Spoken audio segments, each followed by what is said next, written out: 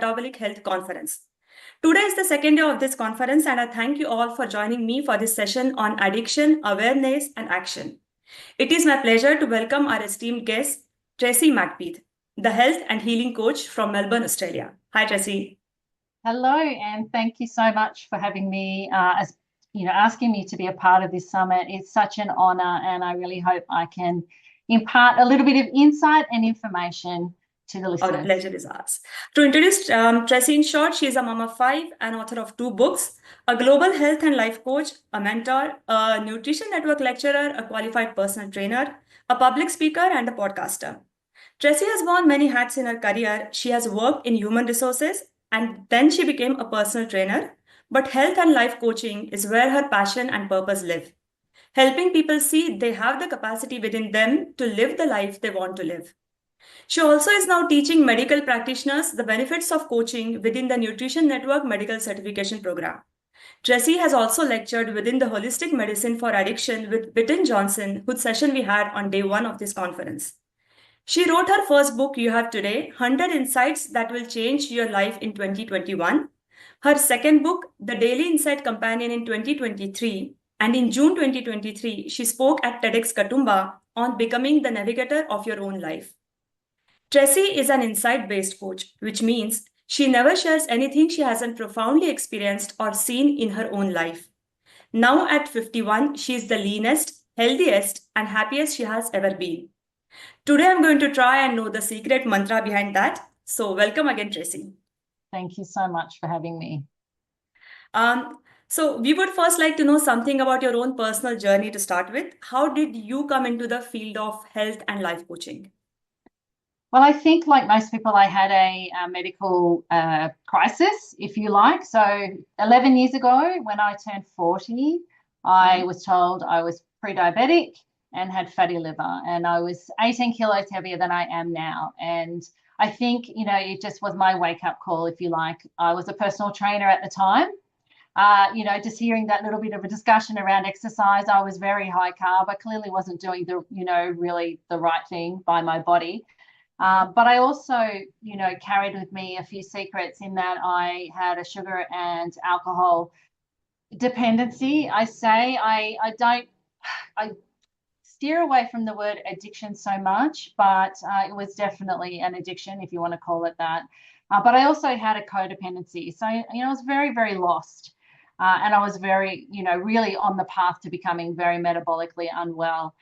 So that was my wake-up call. And I got into health and life coaching, first and foremost to find answers for myself. And I've continued to do that along with, really, I think, just helping others who are curious enough and really want to change their trajectory as well. I love the work I do, and for anyone that's curious and open, because we have to be that. If we want to change anything in our life, we have to be really curious and open to doing so. And this is why I do what I do. Good to know that. So in few of your previous podcasts, you have mentioned about LCHF, way of eating, and how it has helped you overcome a few health issues. So can you tell us more about the difference LCHF made in your own life? Absolutely. So I was very lucky when I turned 40 and had this diagnosis to have a doctor who was very early in Australia in the low-carb space, kind of, started to understand nutrition and the impact on health. So he was able to guide me along. That was a long time ago, 11 years ago. There wasn't a lot of information around. Even Prof. Noakes was only just starting to sort of talk about it and have his own epiphanies. So I was very lucky, but my journey kind of started with just the sugar. I took the sugar out first, and then I went low carb. And I think like many people who have been in the space long term, I just continued exploring and, sort of went keto after that. And when I turned 46, I was diagnosed with Hashimoto's. And that's when I went carnivore. I was already kind of exploring it. I had a few clients that wanted to explore it, and I went down the carnivore path then. And I've pretty much stayed there. So, I'd say I'm 95% animal-based. Love it. And I choose to eat that way because it makes me feel the best. And I've healed all my, everyone says, oh, I don't know autoimmune like Hashimoto's could be healed. It absolutely can. I think it's important to know that, you know, just going low carb for me or just changing the diet wasn't enough to really help me heal myself in terms of alcohol and the sugar. So for about 4 years, I knew what I was doing was making me sick, but I just didn't know how to stop it. And I think that has propelled me to continually learn and investigate and just try different things in terms of what the healing path, you know, does need to be, because it's not quick, it's quite long, and there's many layers to it. And I've certainly, you know, I talk about it like the many doors of healing. There are many, many doors we have to go in, and nutrition is very important, but it is only one of the doors that we need to go in. Of course, there are various aspects of healing. So moving on to today's topic of discussion, addiction, awareness, and action, let us start with the basics. So when and why do you think food, which is actually a basic need of every human, turns into an addiction? Yes, such a great question. I love this question, and it really, you know, I've really reflected a lot on how I want to answer this, because I don't think it is just as simple as the sugar and the carbohydrates. And I think it essentially, what we have done as a human species is just totally stuffed around with our food and our food environment, which largely looks not like it looked when we were evolving as humans. It's really quite difficult to understand what even real food is. I talk about eating real food, and even, you know, today, if you walk in the supermarket, there's only a very small section of it that actually is real food. So what we've done is we have disrupted, you know, our brains, because we've, you know, back in the 1940s, and certainly in the US, and it was adopted here. And I must admit, I'm not sure if it's the same in India, but we fortified everything. So we started to fortify, you know, flour. So with all these vitamins that were energy producing. So we took something that was in and of itself just nutrient devoid, you know, powerless really in the body, and we injected it with a super fuel, which meant that our brain just could just take it and use the energy. The problem being it was still nutrient deficient.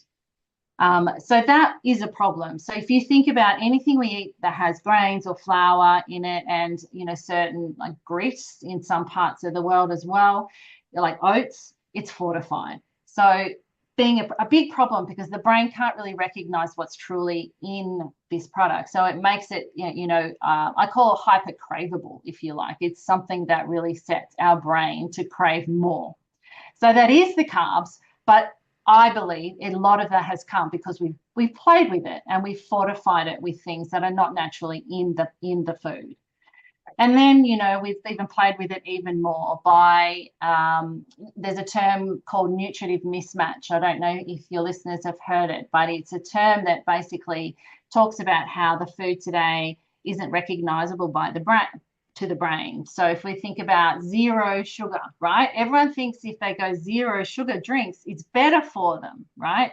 But the problem is it doesn't taste like zero sugar. So it tastes very sweet. Yeah, but the calories aren't there. So it confuses the brain. It's got this nutritive mismatch. And all of this, you know, really leads to a brain that just can't recognize what we're eating. And if our brain can't recognize what we're eating, there are problems. So, you know, all of it then comes down to the fact that it plays with our neurotransmitters in the brain. So it's not just food. But if we think about what are we exposed to first when we're born? So it is obviously food. And I don't know about you, but, you know, certainly for 3 of my 5 children, you know, they were given rice cereal and grains and fortified stuff, you know, when they were weaned off breast milk or had formula. And actually what I didn't know then, which I do know now, is that is actually priming the brain, because the brains are already starting to get confused. It's playing around with the neurotransmitters. And then now, you know, we're throwing in the next thing, which is screens. So, you know, a lot of screen times, a lot of kids are given iPads and phones and things like that. Again, it's disrupting these neurotransmitters in the brain. And I think it just goes on from there, you know, as we sort of think about kids growing up today. It's very, you know, obviously something I think a lot about, because I have 5 kids from 10 to 23. And I think we have to be really vigilant to understand that there is just so much in our environment now that can disrupt our brain. And addiction is essentially a brain illness. So we really have to look at what are those things. And it's not just food. There are many factors to it. And I see people who are coming off one addiction, they tend to go to another one because they haven't really addressed the fundamental problem with, the brain illness in the first place. Yes. So do you think there are certain type of foods, or rather any inputs, sensory inputs that we receive, which it is very easy to get addicted to than others?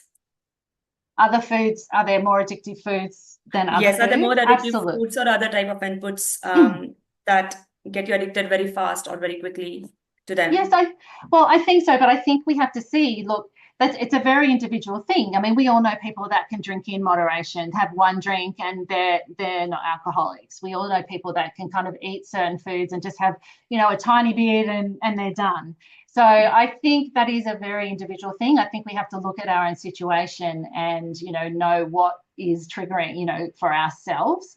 But I do think that as soon as we move away from real food, we're playing with fire and we're putting a lot of risk into what's going on in our brain and our body. And essentially, I believe, whether there is an addiction or not, we all really, if we want metabolic health at a holistic level, brain, whole body, we all really need to, prioritize eating real food as opposed to, the other stuff that's not food.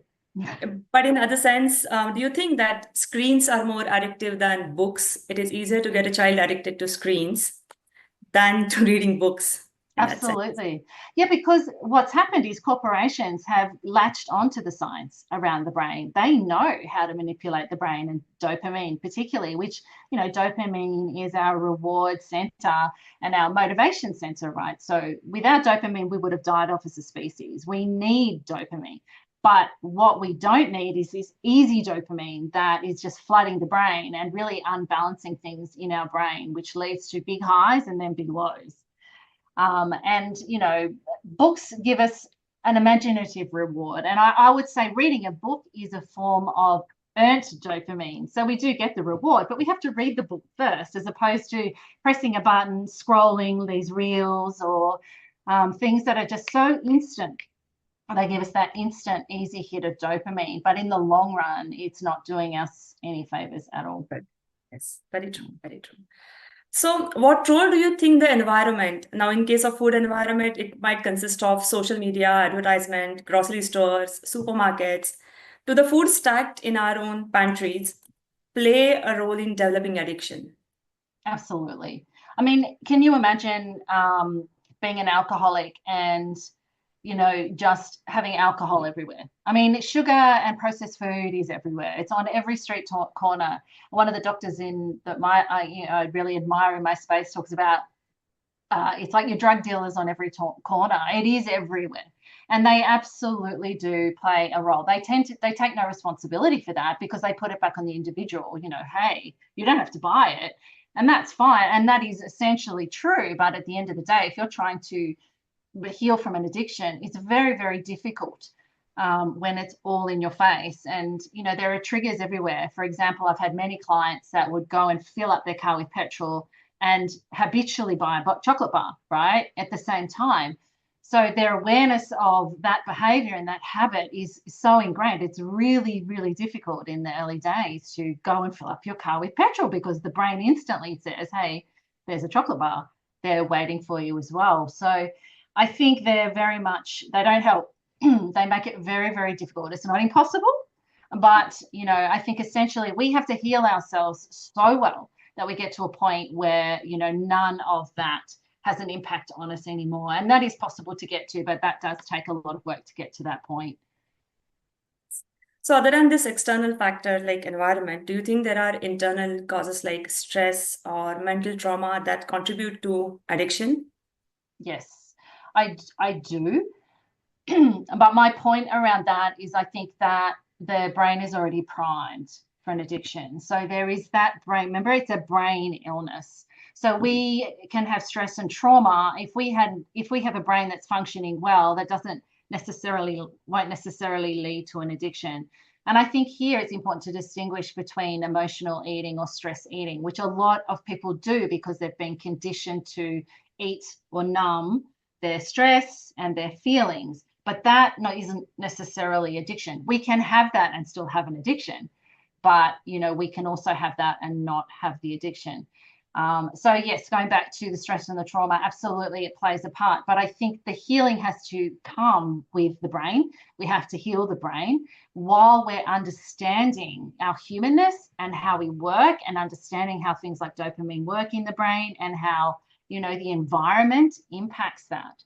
And then I think it's very hard to get help for our trauma with a brain that's not working metabolically for us. I think we need to make sure that we do that. And the trauma help doesn't look, I don't like to say there's an order to it, because some people that may do really well with the trauma help and then work on the metabolic, but perhaps they go hand in hand. We really need to make sure we address both.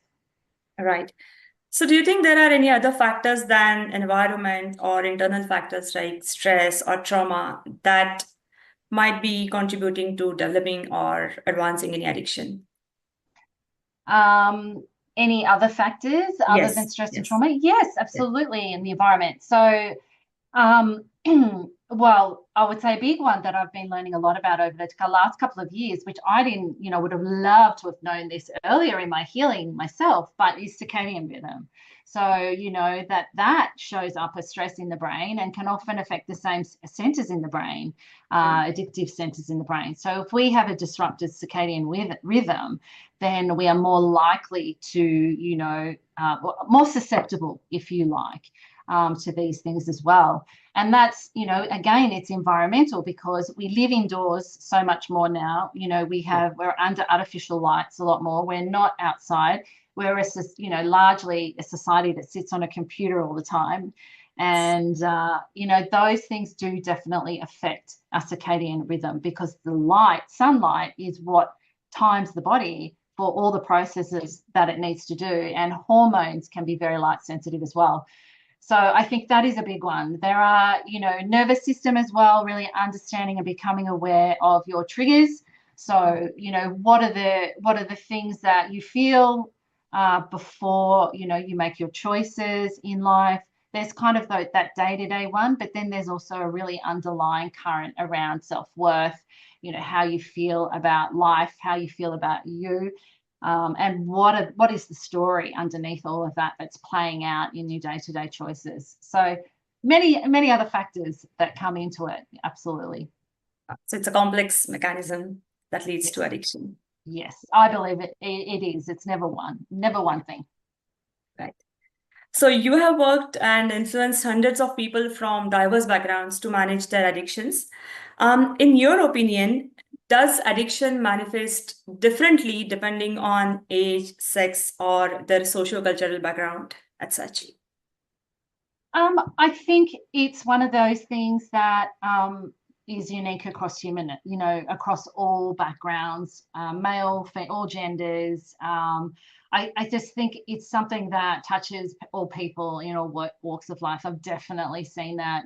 Some of my clients are, doctors, lawyers, and then I have people that, supermarket workers. I just think it does touch. If we are a human being and we live in this modern world, we are potentially exposed to addiction, whether that's personally or a sibling or a parent or a child. I think it is, it's something that I actually heard a statistic the other day that says almost 97% of adults have some form of addiction, which is quite scary when you think about it. But it kind of also really just aligns so much with the fact that our modern world is just so misaligned with the humanness of who we are. But if we can understand that, we can empower ourselves to make the changes that we need to make to really heal it, because our body has a huge healing capacity. It really does. And when we just simply have to start making changes, and already, straight away, our body gets to work to heal for us. Yes, so I think it's right that you said 90% of us are addicted to something, even if it is not labeled as formally addiction as such. So can people get addicted to good stuff on that note, like a good routine? Some people might get addicted to exercising every day. So is it That's a possible to get common. addicted to good things in terms of habits and food as well? Yes, I think so. And I've seen it. I believe, I think so. I think people search. We're such an addictive species, and people search for the answers. I think if we can move very easily from one addiction to another, whether that's a bad addiction to a good addiction. At the end of the day, anything that is controlling us and getting in the way of us living our life, and we're doing to the detriment of ourselves and others around us, is a bad addiction.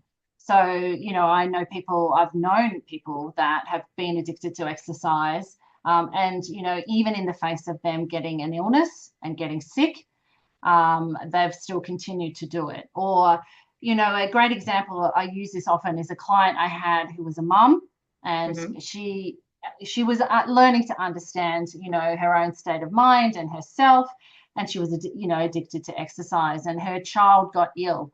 And she wouldn't pick him up from school because she had an exercise class to go to. So things like that, I think, are really big signs that there is a problem that you need addressing. But I think that, whether it's a good addiction or a bad addiction, the healing doors that we all need to go in, while they're very unique for everybody, they're probably the same universally, that we need to look in to understand how to heal. And I think people can even get addicted to, being healthy. I think there is a real, trying to be perfect at everything, trying to have everything right, which can't do that. We literally can't do that in the world that we live in. And I think that in and of itself can be an addiction too. And they're hard to see. They're hard to see because it's kind of, people praise that. Oh, you're off to the gym again. Good for you. You're exercising so much. That's great. Is it? Not necessarily. So again, I think we do know it. This is the awareness that I think is part of the healing process. We have to ask ourselves and look at the choices that we're making, and look at whether it's getting in the way of really living life and the responsibilities that we have in life. So on that note, I wanted to ask you, what would be the first step to start the recovery from an addiction? So we're assuming they're ready and they've accepted, because that's the hardest part. But, and I think that, that's the interesting part with addiction, because it's a brain illness, but the brain will convince us that we don't have a problem. So I think we live a long time, and I'm talking from personal experience here. I lived in this illusion, if you like, that I didn't have a problem for a long time. But once we accept that, we have to accept that life has to change, and we have to be the one to change it. I think there's no easy path, right? There's no magic pill. There's no magic bullet. We have to do the work. And changing any habit is always hard. It's never easy, but particularly if it's an addiction. So I think one of the biggest things that I see that gets in the way is we tend to follow our feelings. But we have to follow our values and really the path that we want to go on, because our feelings are going to trick us, particularly in the early days, because everything in our brain is designed to keep us doing the same thing over and over again. It doesn't want us to change. It doesn't matter if what we're doing is making us sick, right? It's still safer than change, because change is unknown. So the brain will try and sabotage us every step of the way. And it's not you. It's just that habitual brain, doing that, and those habitual thoughts and that brain junk really just saying, hey, if you change and head down another path, you don't know what's going to happen. You might fail. You might not be able to do it. It'll tell you all these different stories. But you have to see that that's just how the brain works, and you need to step into action. Action is so, so important. And even if it's starting one change. So the easiest change that someone who is ready would be to work on being outside more. And that sounds really weird and simple, but it's actually going to help your brain recognize the time of the day. It's going to start resetting a circadian rhythm. The more time you spend outside in natural light, the better you're going to sleep. So that would be an easy first step. And really, that helps regulate your nervous system. It helps bring you back to the present moment. It helps center you. All of these things help you then make better choices. So then you can look at focusing on your food and just start with one meal, trying to look at each meal individually. And I say to my clients, look at your plate. What on your plate is brain recognizable and what is going to confuse your brain? Because I don't say, don't eat this, don't eat that. An addict will want to get to a point where obviously they don't want to eat, what is their kryptonite, what is their addiction, or do what is their addiction.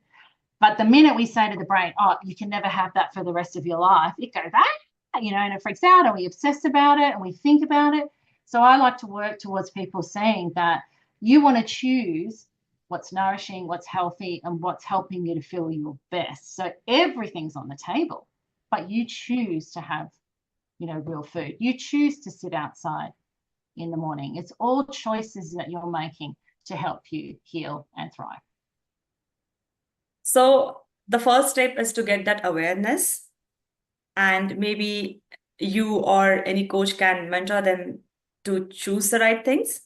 But then how does that turn into action? So bridging that gap between awareness and action, can you please elaborate a bit more on that?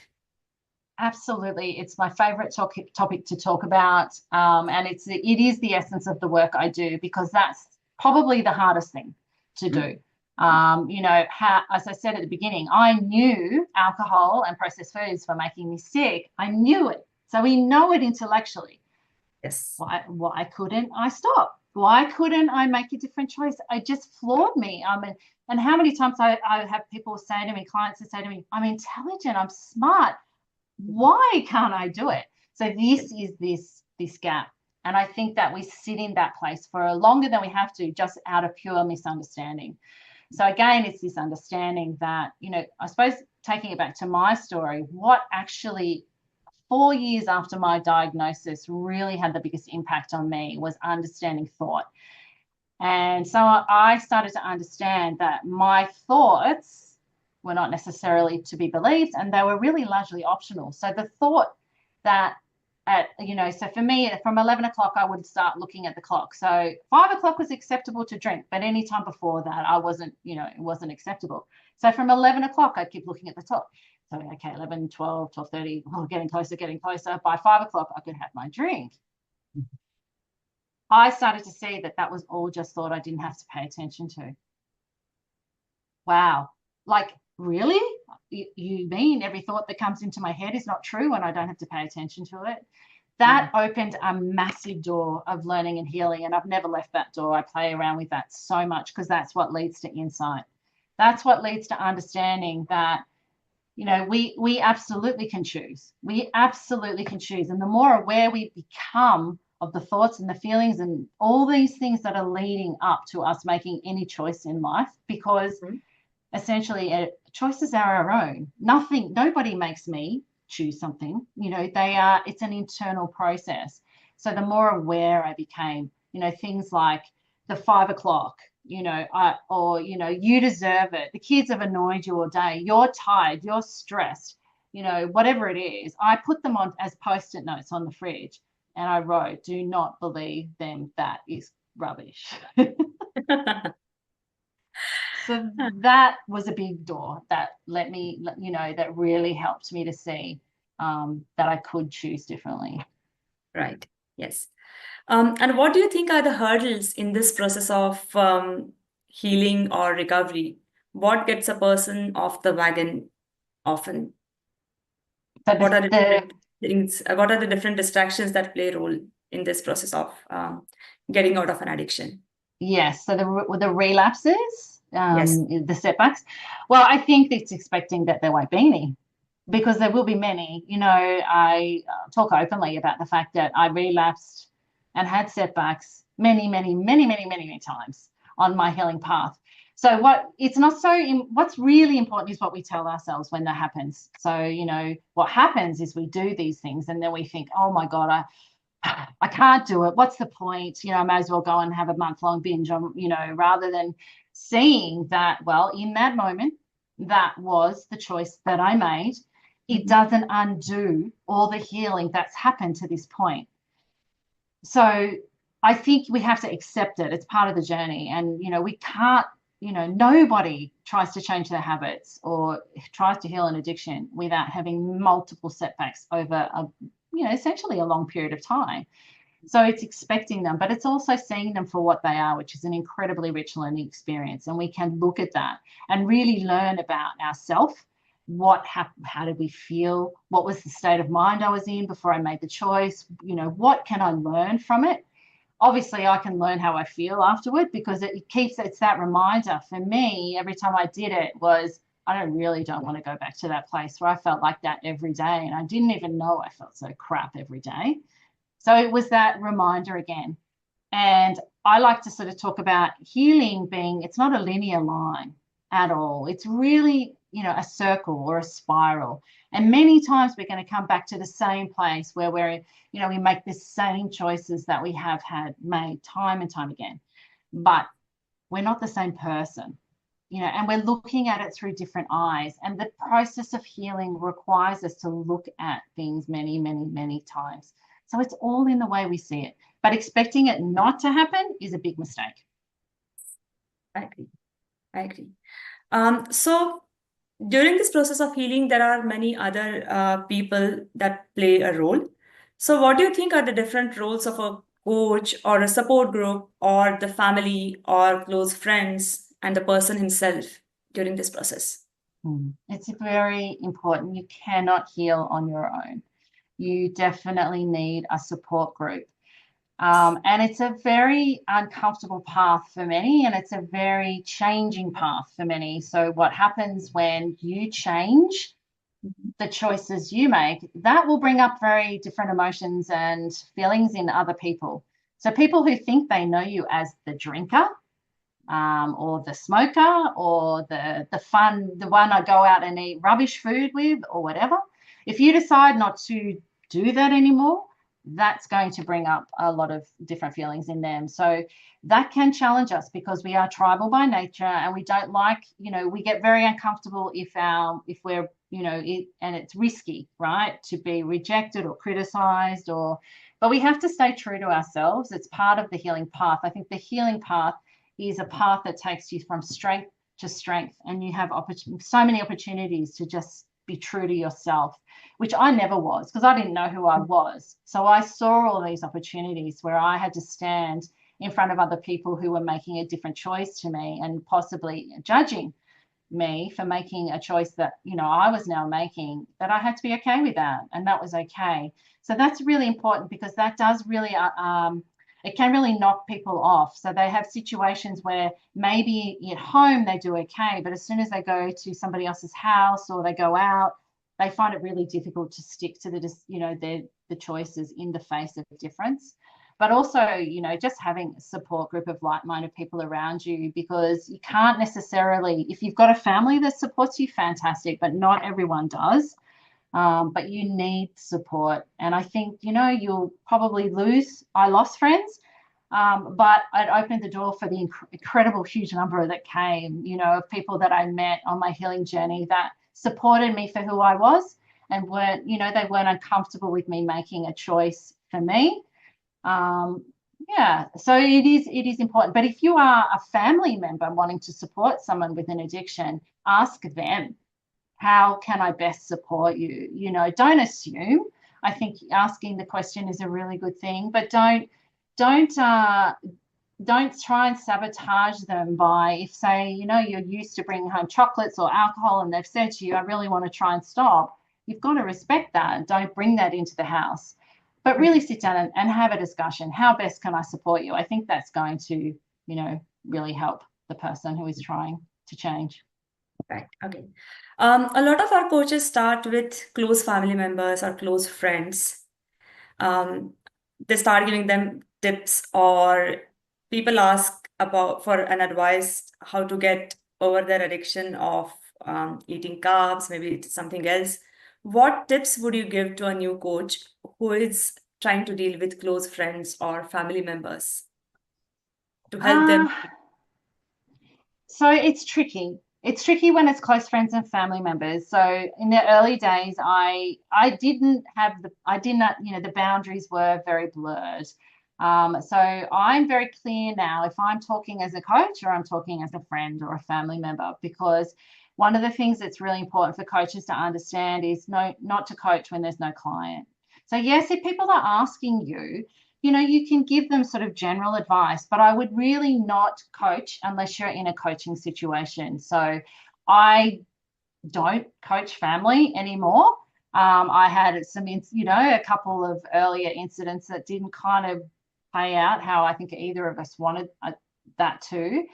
I'm very happy to recommend that a coach for a friend or a family member, and I'm certainly happy to pass on information. I always, YouTube videos, things to watch, like something like this, something like that. But in terms of specifically coaching, to me, that is a contract, and that has to be entered into, and I take it, it's quite serious, in that I take my job seriously, but also the client must really know, what they're responsible for. As well. And I think we can, if we're giving advice outside of that relationship, it just can be a bit risky. So that's how it Better to avoid such situations. Mm-hmm. Do you think that addictions sometimes start with a once-off or a casual experience of or curiosity about something? And if it is so, do you think the advice that you only live once, so there is no harm in trying anything once, or do it in moderation and then you can have control in your hands? That's really a good advice for people. So do I think a once-off can cause an addiction? Yes, I do, if the brain is primed for it. So we're looking at this gateway, right? So it's started early with the food, then it's, there's the brain's been primed, the brain is not working optimally, and then bam, one gamble, one drink, and absolutely drugs. So yes. Not for all, it wouldn't be for everybody though, but I think for some people, yes. Now, the advice of everything in moderation, I really hate the advice, because I just think if you understand something is poisonous to you, which sugar is and processed foods are, it's just a slow poison. It just does it very, very slowly. But if you understand that, why on earth would you want to have that in moderation? This is where we have to address those underlying deep beliefs, because for a lot of people, those types of food are love, they're comfort, they're, part of everyone's having them. But if it was arsenic, would you want that in moderation? I just think we have to look at really, this is kind of what I said, that addiction is a brain illness, but it's also the brain that's going to convince you that it's not a problem. So we will look it looks at ways to get in any way it can. And if saying to you, hey, have this in moderation, if you're an addict, you can't do that. You can't do that. So again, we just have to really become self-aware and get honest. Honesty is a really big part of healing when it comes to addiction. Thank you. What role does medical intervention like anti-addiction drugs or things like that play in recovering from addictions? Well, I don't know about addiction drugs per se. There are addiction drugs. I certainly don't have experience with that. I think they are probably not going to address root cause. I think with everything we do, we want to be looking at root cause. And of course, we know medicine treats the symptoms. It doesn't address root cause. So we